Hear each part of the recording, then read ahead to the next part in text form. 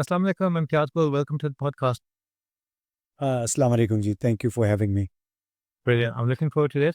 Imtiaz, today I wanted to discuss with you the situation in Baluchistan in Pakistan. There's been unrest there for a long time now, and the issues there are multidimensional. There's of course there's local grievances that we can talk about, but there's also regional influences that makes things a lot more complicated.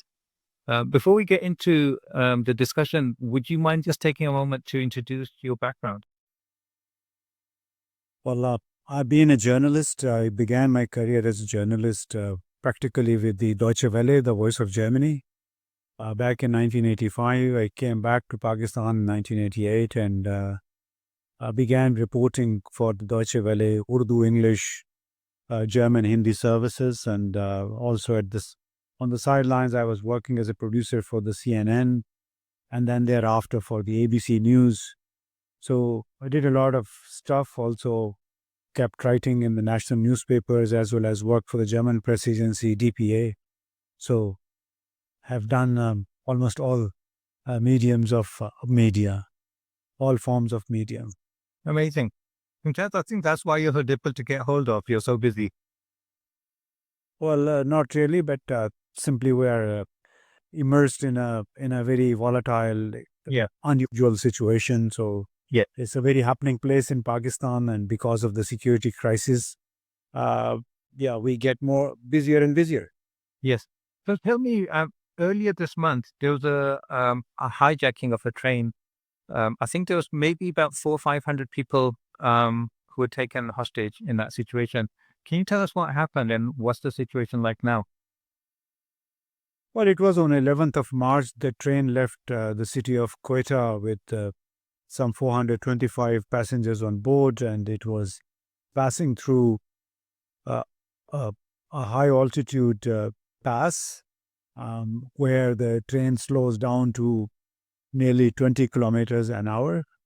And there, uh, the terrorists or Baluch separatists, they blew up part of the railway track, bringing the train to a halt, and then they stormed the train at the same moment. There must have been several dozen attackers. They then held the passengers hostage as well as uh, the train itself, and the passengers included several dozen security forces personnel, and they were eventually evacuated and rescued after more than 36 hours of a very difficult operation. Were there lots of lives in from the passengers to begin with? Yeah, there were 23 casualties as far as the security forces are concerned. So during the rescue operation, as this is what the army sources told us, and in addition to that, there were another 2 dozen or so casualties. So as a whole, yeah, this was a quite traumatic experience for the passengers, and we still don't know the exact numbers because the numbers are not matching. The 425 passengers were supposed to be on train. The roughly 380 were accounted for. So there are conflicting reports, conflicting claims also by the Baluch Liberation Army, the group which claimed responsibility for the attack. So a number of them were also killed during the operation because it was a multi-pronged operation that the Pakistani security forces launched from different sides and eventually made the terrorists, the hijackers, run for life. Obviously, there was collateral damage just because there were simply too many people on board the train, and uh, avoiding collateral damage, I think, becomes very difficult in such a situation. Yeah. I think the longer these kinds of situations go on, the more difficult it becomes for the security forces to take control. So in a way, it's good that they acted quickly. Yeah, I mean, given the difficult terrain, and Baluchistan is a very sparsely populated area. It's half of Pakistan, nearly area-wise. Yeah. and particularly the most of the area is desert or very hilly, and for the security forces to be present everywhere or to guard every nook and corner, it's extremely almost impossible, I would say, if, just because of the huge terrain. Still, they managed it. In so many other instances, the army did manage to rescue passengers or those held hostage. War from Baluchistan Liberation Army, as you mentioned, BLA. I think, if I'm not mistaken, there's a number of different organizations, separatist movements in Baluchistan. BLA is the largest. Do they all more or less have the same kind of cause, or do they have different agendas? Look, we have the BLA, then Baloch Republican Army, Baloch Liberation Front, and there are many, like at least five groups. Their cause is the same, that is independent Baluchistan. They state grievances, their complaints with the federal government as well as with the security forces, and they believe they have been wronged. They have been denied their fundamental rights, and they have been denied true representation in the parliament, both national and provincial. And they believe that they can prosper as an ethnic entity only if they are independent of Pakistan. This is their stated agenda. Then obviously there's much more than than says the stated agenda. Yeah. Also, there's been unrest in Balochistan for a long time now. It's a number of years, yes? More than a decade? Yeah, Baluchistan has been a restive province just because of this long history of complaints Yeah. by the Baloch people. Uh, so it has been neglected, it is backward, it is not governed by truly representative people. This is at the confluence of both Iran and Afghanistan, so it also suffers from organized crime, from smuggling. Obviously, the smuggling doesn't take place or cannot take place without the involvement of the security forces, those who are responsible for manning the borders, manning the critical routes. But as a whole, there has been a litany of complaints by the Baloch people, Baloch nationalists, and this picked up particularly after August 2006, when one of the last few senior Sardars, like Nawab Akbar Bukti, the head of the Bukti tribe, was killed in a mysterious cave collapse somewhere in the mountains, and we still don't know the exact circumstances under which he lost his life, but it was apparently a cave collapse in which where the army officers were going in for negotiations apparently, and then the cave caved in, and it killed not only six army officers, including a major and a colonel, but then also Nawab Bukti and some of his colleagues, associates who were sheltering in that cave for several months up to that point. So it's Musharraf's time, yes? This was General Pervez Musharraf's time. Yeah.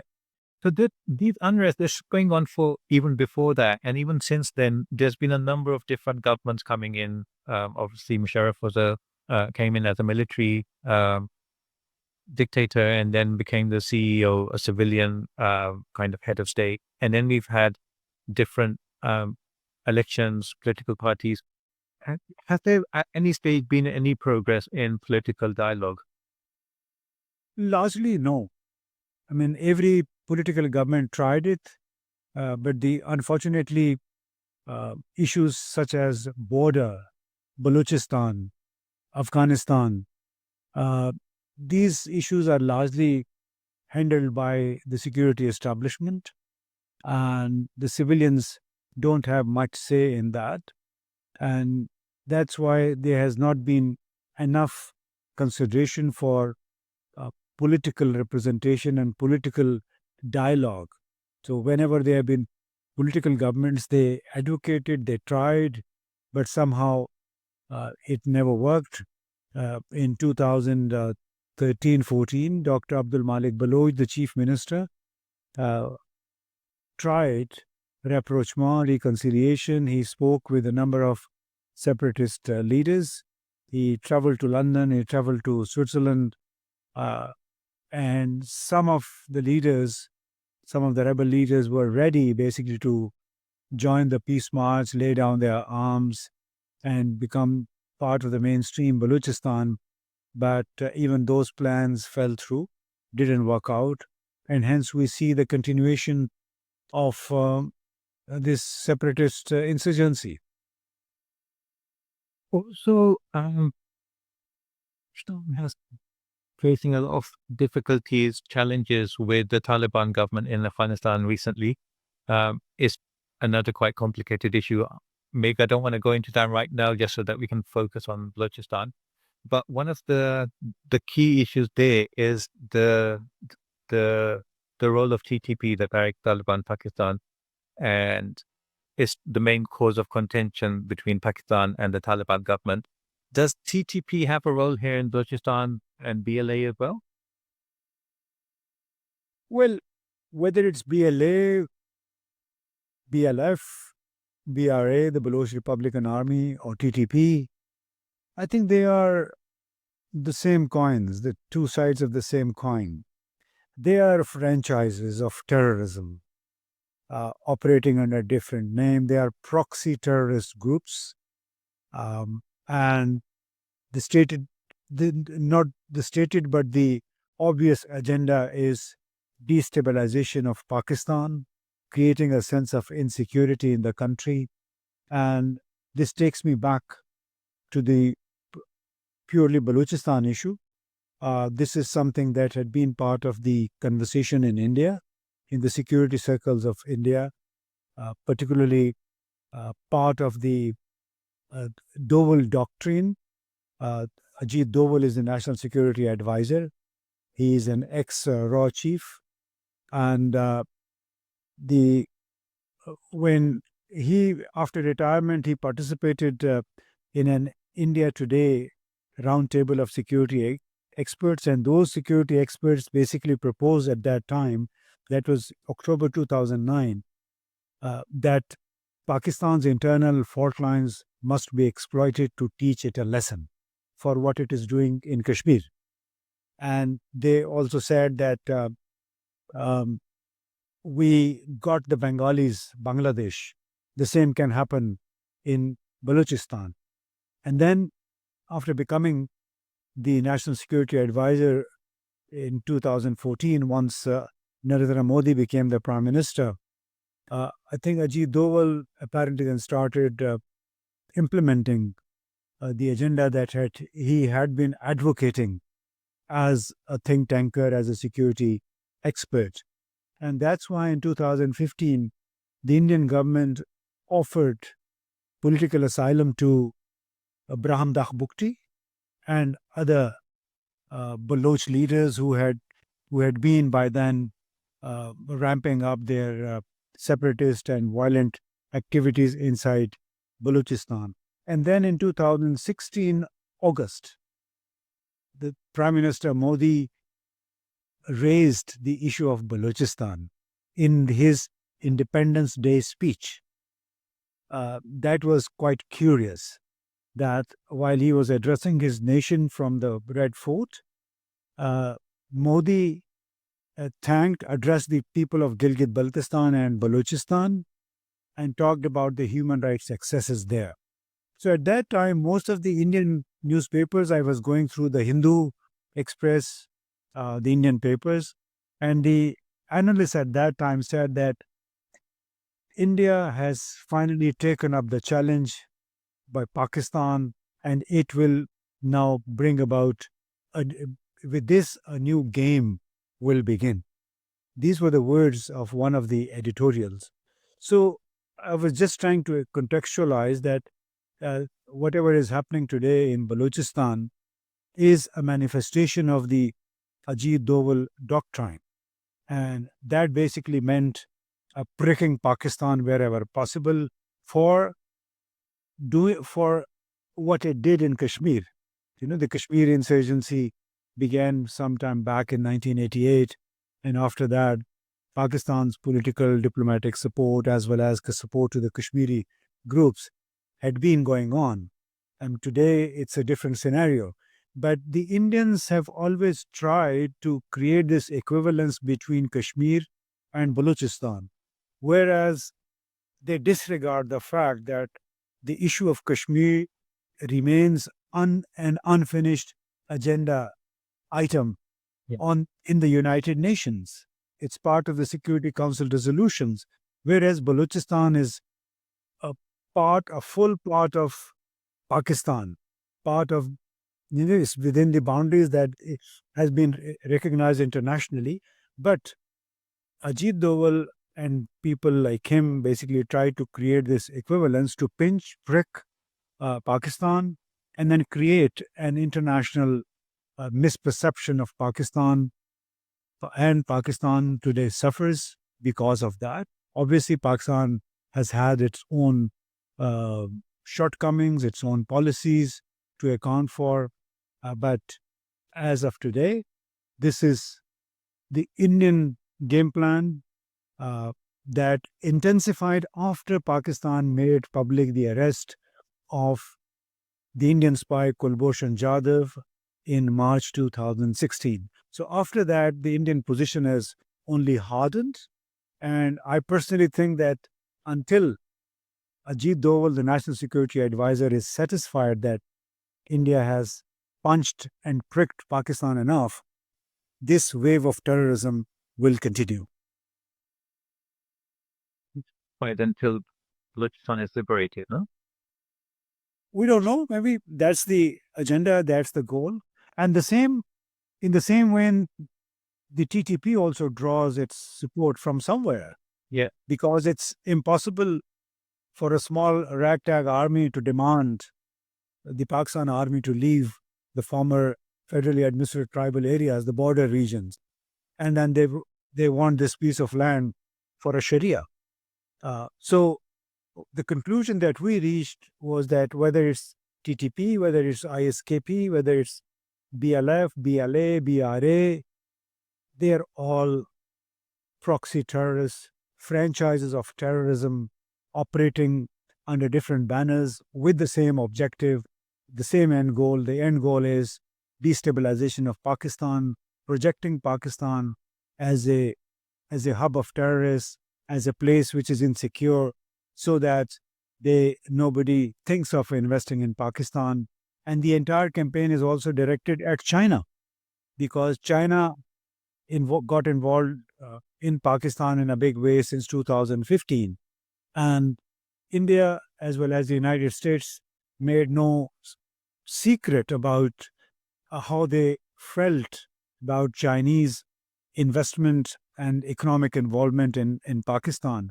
So there are primarily two objectives: creating instability in Pakistan, a sense of insecurity, and trying to scare the Chinese investor away and drive a wedge between Pakistan and China. So not allowing China to get a foothold in this region through its economic expansion, which is actually could be very good for a country like Pakistan, the way it has been good for many African countries. China basically extended its economic arm to these countries, and they brought with it a lot of investment, and that investment is helping these countries. But unfortunately, Pakistan couldn't benefit from all those roughly $25 billion invested in the last 6-7 years just because of the deteriorating security situation. Hey there. I hope you're enjoying this episode. Let me just take a moment to introduce our sponsors for today. This episode is kindly being sponsored by the Worldwide Listings Company Limited, or WLC for short. WLC is a complete A to Z Amazon account management service. So if you're looking to start an e-commerce business, or you already have a business that you want to take to the next level, then get in touch and WLC will be able to help.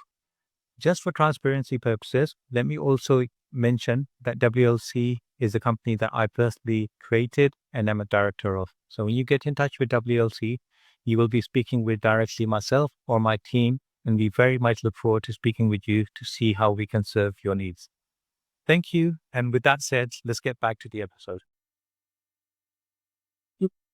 I do want to talk to you more in depth about the China-Pakistan relation and also the investment on the Gwadar Port. Before we get into that, I just wanted to just go a bit further into this whole dynamics with Afghanistan and Iran. India has now pretty good relations with the Taliban government in Afghanistan. It also has quite good relations with Iran. Pakistan is facing insurgency from abroad. It's ironic. I think there was a recent index which was saying that Pakistan is the third most affected nation in the world affected by terrorism. And yet it's India that keeps accusing Pakistan of harboring terrorists. And Pakistan never seems to should be able to have that same kind of punch in diplomatic terms in highlighting India's involvement in these things. Pakistan's constantly saying there's foreign involvement, but hardly ever says India by name, whereas India's constantly at every stage accusing Pakistan of harboring terrorists. Yeah, I mean, you're right. I mean, this is Pakistan, I think, has lost on the communications front as well. While it had a lot of deficit operationally, some of the policies connected to Kashmir backfired. It did correct itself through when the pressure grew through the Financial Action Task Force. A lot of groups that had been operating in Kashmir or for Kashmir, they have been demobilized. But India, just to take revenge and teach Pakistan a lesson, has continuously continued with this black painting of Pakistan as a hub of terrorist groups. The Indian Prime Minister Modi, in a very recent interview, which has been circulating on the net, again said, very innocently, putting up an innocent face, Modi said that we tried our best. I also went to Lahore to meet with Nawaz Sharif to break the ice and to improve relations. But then thereafter, there were two terrorist incidents inside India and in Kashmir, in Pathankot and Uri. And this is what basically spoiled the relationship. And then he said that wherever you've catch terrorists, they are somehow connected or they have a linkage with Pakistan. So, very innocently, he tried to again brand Pakistan as a country where terrorists are roaming around. Border areas, yes, TTP is there, Baluchistan, BLF, BRA, all these groups are there. But now to suggest to the world outside that Pakistan is a country which is harboring terrorists is completely nonsense in a situation in which the Pakistan military, Pakistan police, paramilitary is losing its soldiers, its officials on a daily basis. March has been really bloody this year. This has never been like this before, never in the past 25 years. And despite that, Pakistan remains at the receiving end as far as the Indian propaganda is concerned.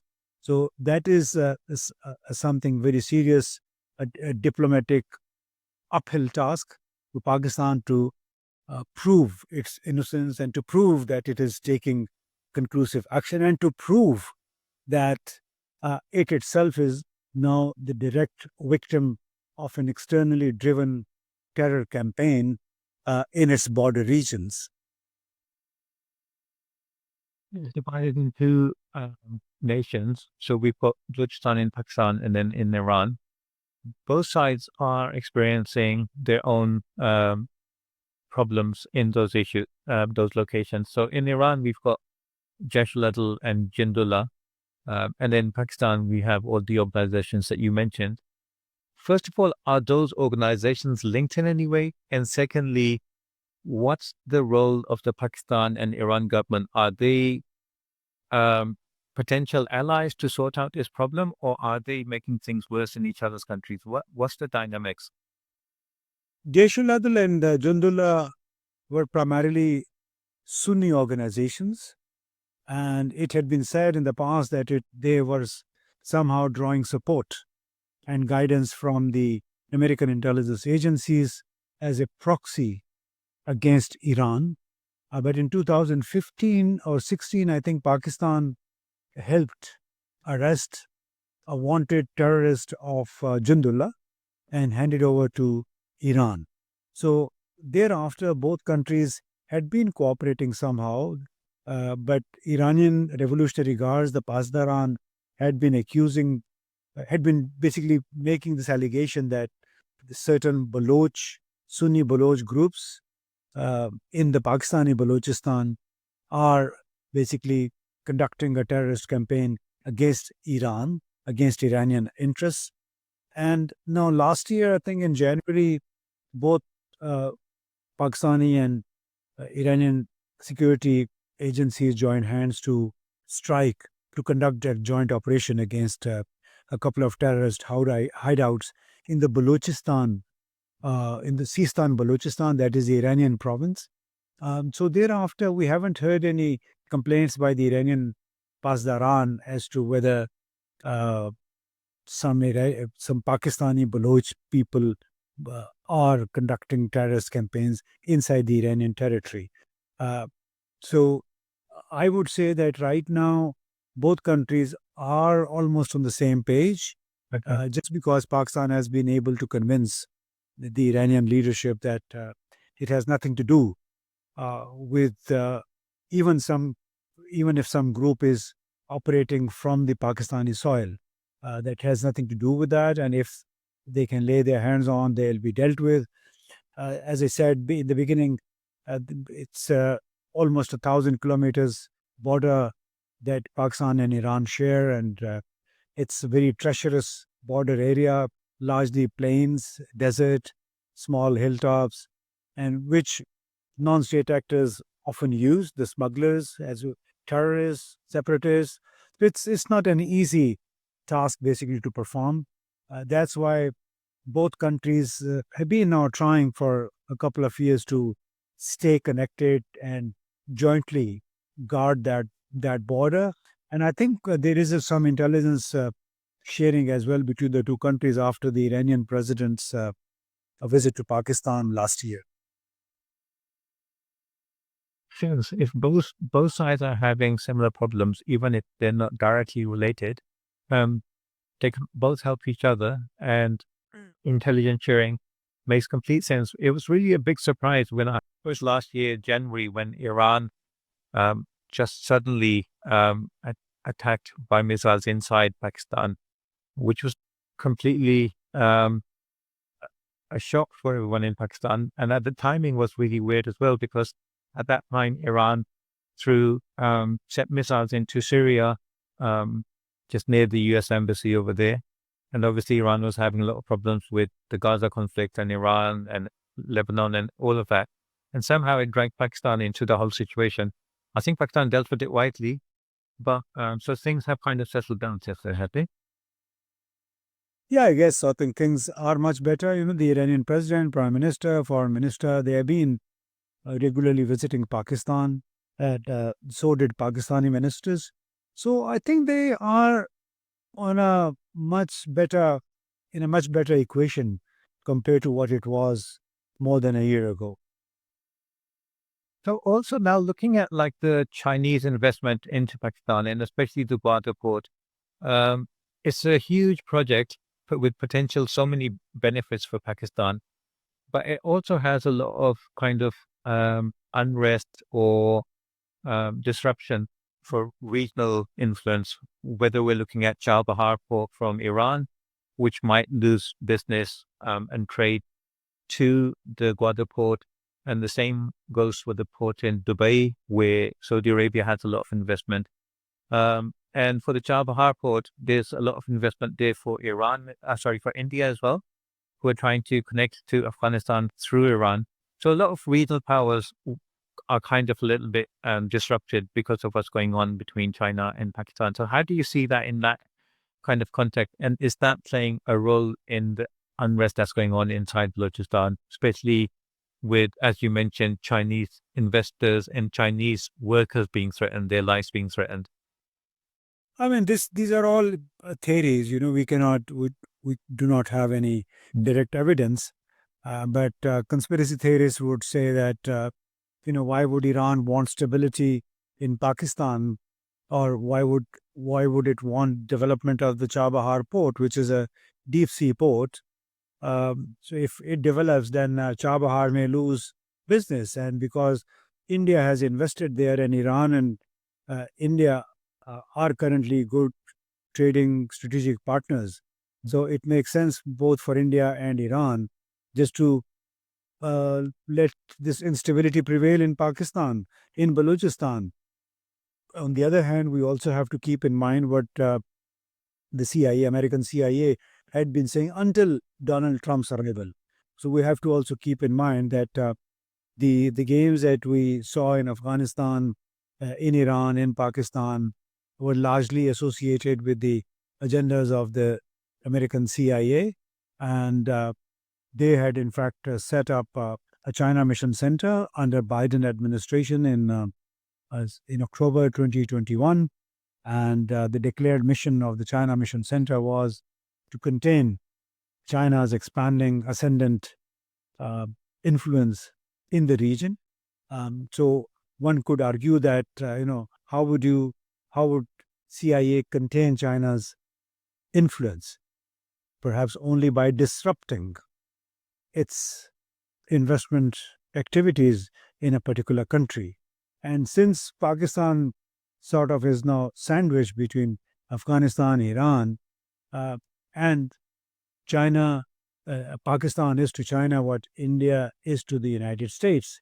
So it makes basically Pakistan the soft belly, the soft target for any hostile nation or nations, and that's why this has been happening. There's no surprise that both India and the United States have openly been critical of the China-Pakistan economic corridor. Now, how does that opposition translate if they want to disrupt its materialization? The only possible logical argument you could make is, well, they have these proxy terrorists which are pricking the Chinese, the Pakistani interests in Baluchistan, outside Baluchistan, and this basically creates a big scare and is potential block to further investments in this country. So there was some like unease that got created between China and Pakistan and the CPEC when Imran Khan's government wanted to kind of rehash a lot of the contracts and agreements. What was behind that, and has that have had any kind of long-lasting negative impact on the investment that's going on? Or also, I've heard with China's current economic problems, the investment slowed down anyway. How is the CPAC investment going? Is it on track? Is it continuing? No, the first phase was largely completed with a lot of hiccups, delays, but the delays were because of Pakistan's incompetent bureaucracy, a lot of vested interest, because in Pakistan, the leaders and the bureaucracy are not used to long-term thinking and implementation. So there was a mismatch between the Chinese plans and Pakistani expectations and the capacity to deliver. So there was a lot of red tape. The governance regime in Pakistan is still fragmented, is still mired in the 19th century colonial mindset, a very outdated governance model. Policy making is very tardy.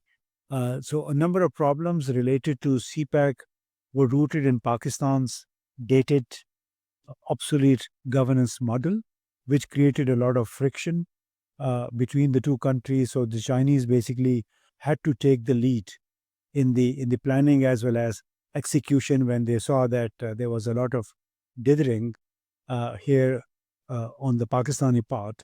So the first phase sort of all got completed.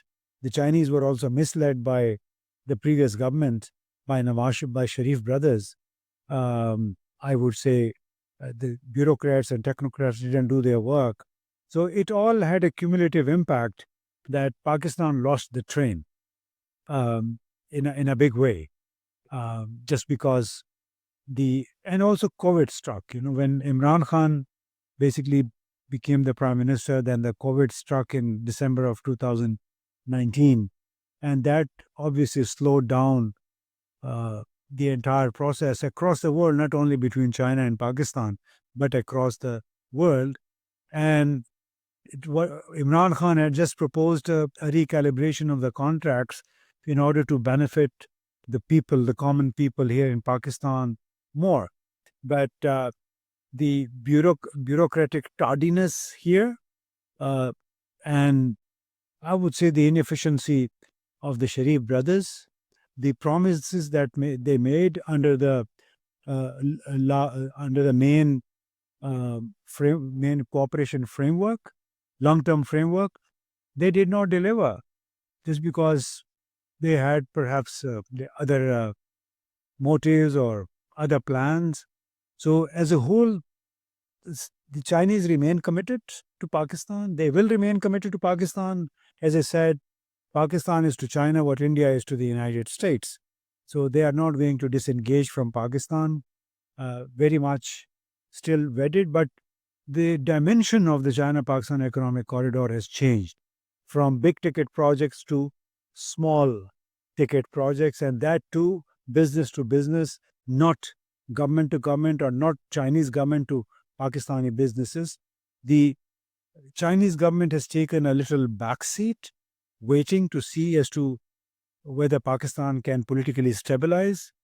And if it does, then obviously China would want to come back with a bang, just because it would never like to cede this state of Pakistan to any American or European interest. Yes. I think it sounds like a good idea to have the relationships on a business to business level. However, um, when it was Chinese government direct involvement, they probably had a little bit more tolerance towards like putting up with unrest and terrorism. But Chinese businesses wouldn't be equipped, prepared to kind of tolerate that kind of a risk to their business model. So another thing was that like um, I think one of the problems that Imran Khan or one of the issues that he had with the original contracts that were made up by the previous government was that I think there was about 360 plus contracts to do, including Gwadar and roads and railways. And more than 250 of those were in Punjab. In Baluchistan, there was only about 8 projects out of those, which would have um, neglected the smaller provinces and especially Baluchistan. So are those things now sorted out? When you're saying that now the projects have changed and they're more smaller in size and maybe changed a little bit in nature and structure?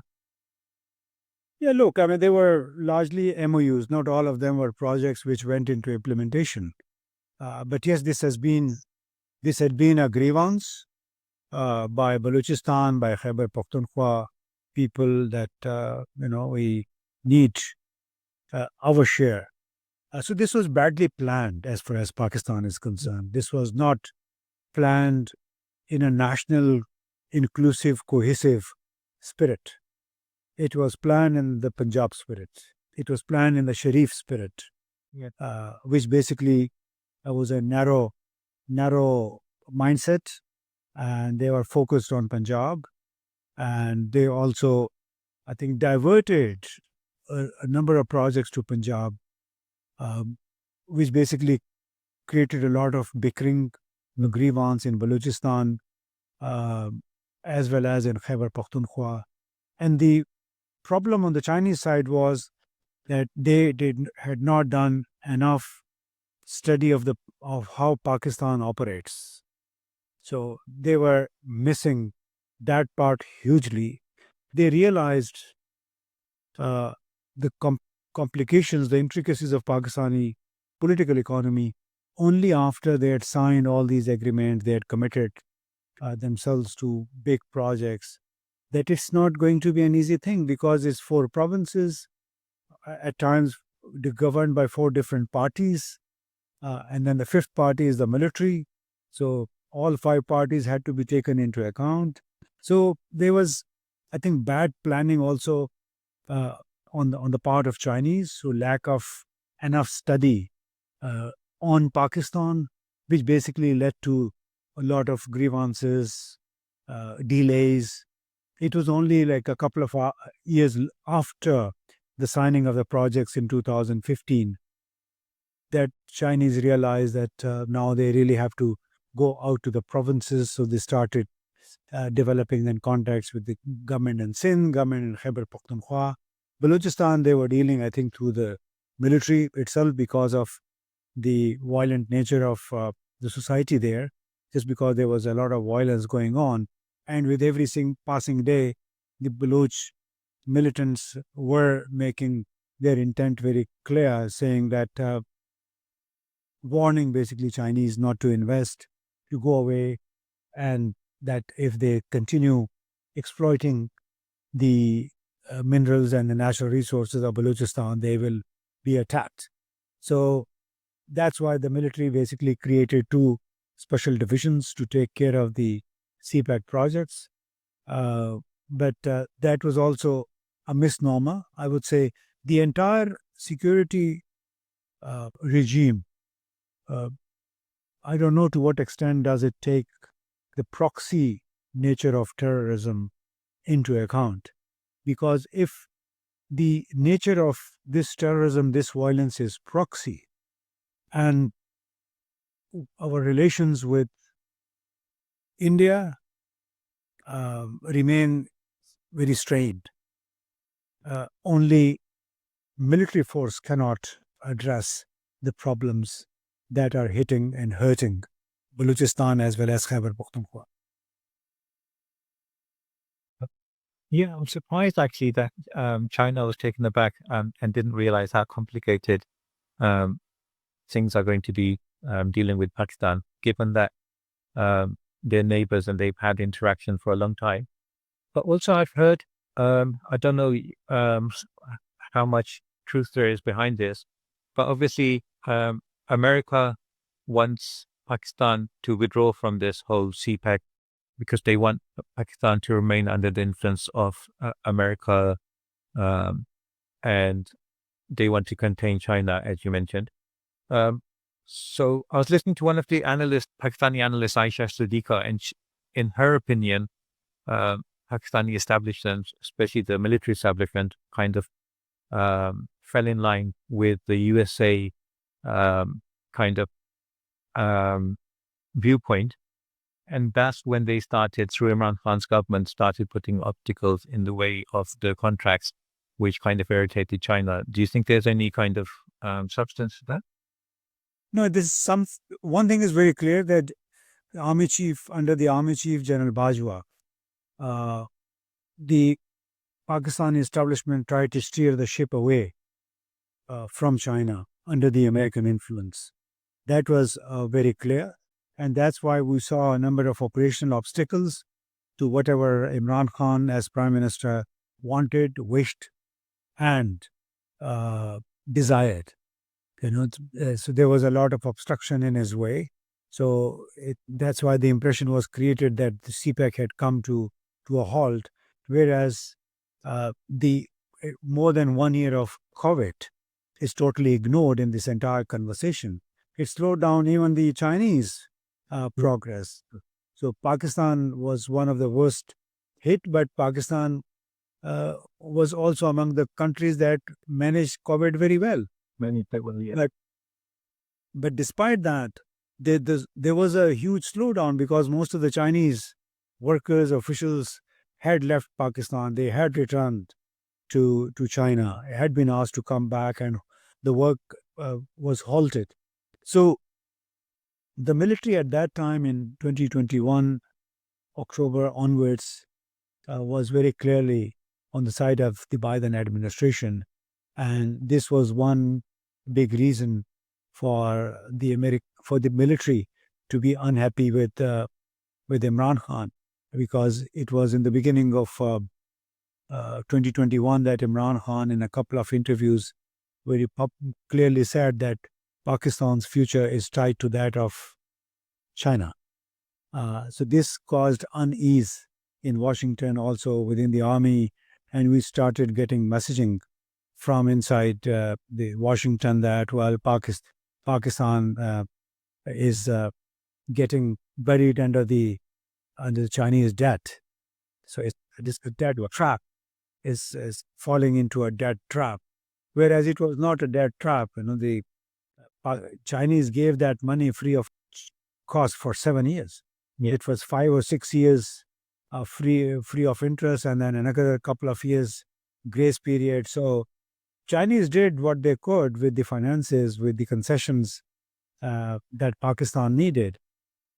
Pakistan failed. Pakistani bureaucracy, Pakistani politicians as a whole failed. Pakistan system basically failed the expectations of the Chinese, and that's why we still find ourselves in a mess. So this is the consequence of steering the ship away from China to a certain extent and trying to create an unnecessary balance in relations between China and the United States. On the one hand, you had a country which injected nearly $25 billion within 4 or 5 years. On the other hand, you had a country which had been handing out charity, wrote off some loans, and largely, it was dealing with us, with Pakistan, as a terrorism-infested country. So the framework for cooperation with Pakistan was counterterrorism, whereas China, the framework for China's cooperation with Pakistan was economics. And that is the big difference. And still, Pakistan could not benefit from it. It's a sad story. Yeah. So do you think, just looking forward, do you think despite the problems, the setbacks the projects have had, the additional risk that China is having to take on board, the pressure that's being placed on Pakistan, do you think it is still going to go ahead and be a success, the project, because it's in the interest of Pakistan commercially, strategically, and for China, it's important to keep Pakistan economy afloat, but also to make Gwadar a success because it gives it a strategic advantage in the region as well. So from that point of view, do you see that there's enough in it for both nations to make it a success? I think we have to look away from Gwadar. It may not work the way it had been envisaged, but as a whole, China is likely to remain engaged. The objective was to consolidate Pakistan, help it stand on its own feet. This is on a number of occasions, 2 Chinese ambassadors and ministers said this, that we are trying to help Pakistan stand on its own feet, but Pakistan has to be willing to stand on its own feet itself. It has to help itself. So China is not going away. China will stay here. And CPAC was not a project. CPAC was an idea anchored in economic cooperation, aimed at economically helping Pakistan through various projects. So there were various projects, and Chinese were misled also on the power sector, that Pakistan needed energy like never before. And so most of the $25 billion basically went into energy projects, which Pakistan now cannot service. That debt, that loan that Pakistan took, cannot service, just because Pakistan, 80%, almost 75% of the electricity generation capacity is lying idle, but we have to pay for that. So this was an extremely bad planning coming by the vested interest, who were eyeing mouth-watering commissions, kickbacks in those contracts. And that's why as of today, we have more than 25,000 megawatts idle capacity. It includes 10,000 megawatt that we got through the Chinese plants. And we cannot pay back the loan. We cannot even pay back the profits that they are making. Wow. So I think we should maybe this should be enough. I'm now exhausted. Yeah. Yeah, sure, of course. Thank you so much for your time. I know you're traveling tomorrow as well. I really appreciate it. Maybe another day you can be back and talk about the Bangladesh, India, Pakistani relations. But thank you so much, Imtiaz. Right. Thank you very much. All right.